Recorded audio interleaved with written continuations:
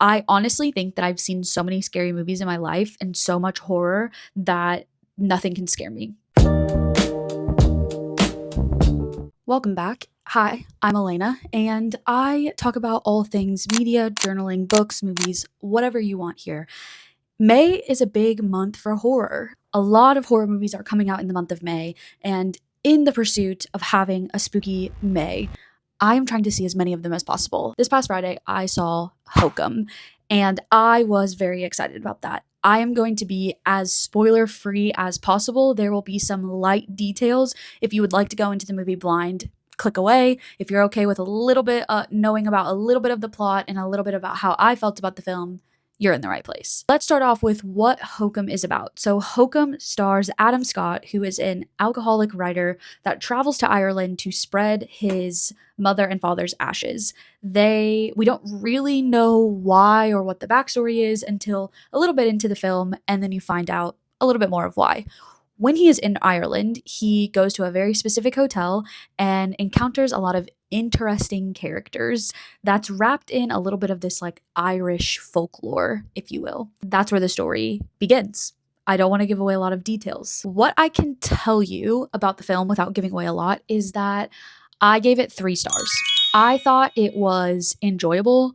I thought it was a fun ride. I found parts of it very eerie and dark. Did I find it scary? Not necessarily. There are elements of it that I thought may be scary, but nothing that was like really ultra terrifying. So if you're looking for that, it's not here. And me and you, we're in the same boat. I'm still looking for that. Nothing can scare me anymore. And that's devastating, but it's my cross to bear. So I'll keep on the hunt for you. I'm going to go into what I really liked about the films. There's a very, very specific piece of the film that I liked. And again, this is a very light spoiler, so skip ahead if you don't want to know about this, but it is in the trailer. There's a bunny character that shows up in the film, and that character is only in the film for like 2 minutes total. That's the most terrifying piece of the film. That's the scariest visual of the film, and I could take an entire movie of that. Make a film about that character, about that fucking bunny. And ironically, I had just seen Donnie Darko for the first time, so something about scary bunnies. It works. Get on it. Get on it.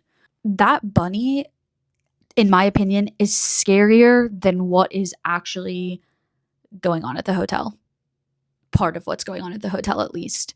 The ending is very satisfying. It will culminate in a way that the audience, I think, leaves feeling good about what ultimately occurs. I did find that there are two very distinct avenues of this movie. One is there's a sort of mystery playing out, and 2, there is the like folklore scary thing that's happening, all playing out at the same time.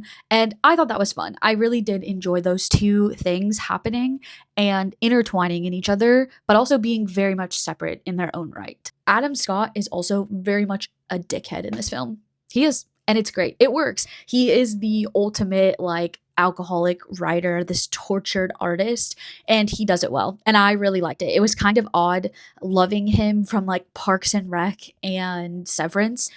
He's a full-on asshole in this movie, and it works. Now, let's get into what I didn't like about the film. I thought the jump scares were ass. Yikes! I'm so sorry. I haven't been scared by a good jump scare in a long time, and I'm honestly pissed about that. Like, I want to be terrified. I want to be pissing my pants in the movie theater, and it's just not happening for me.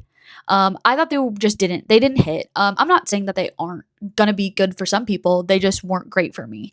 So know that going in. It kind of relies on a lot of jump scares and a little bit of this like eerie atmosphere, but ultimately the jump scares just didn't work for me. Also, I kind of mentioned this earlier, but the actual horror element that is happening in the film, I think, is not as scary as that fucking bunny. The bunny should have been more intertwined in the film in some sort of way, and I think that would have been scarier. Editing Elena popping in. I saw someone say that that's not a bunny and it's a donkey, and now that I'm looking at the ears, they may be correct. So sorry, I'm gonna continue to call it a bunny in this video, but it may very well be a donkey, and I'm really sorry about that. Please forgive me. I just wasn't really buying into the horror and the folklore that was being told in this story.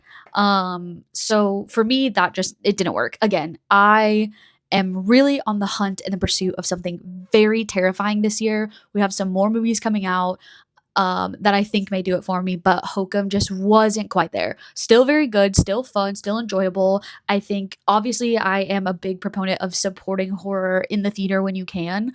So go and see it if it looks interesting to you. But I also understand if some people hold out for some other things coming this month.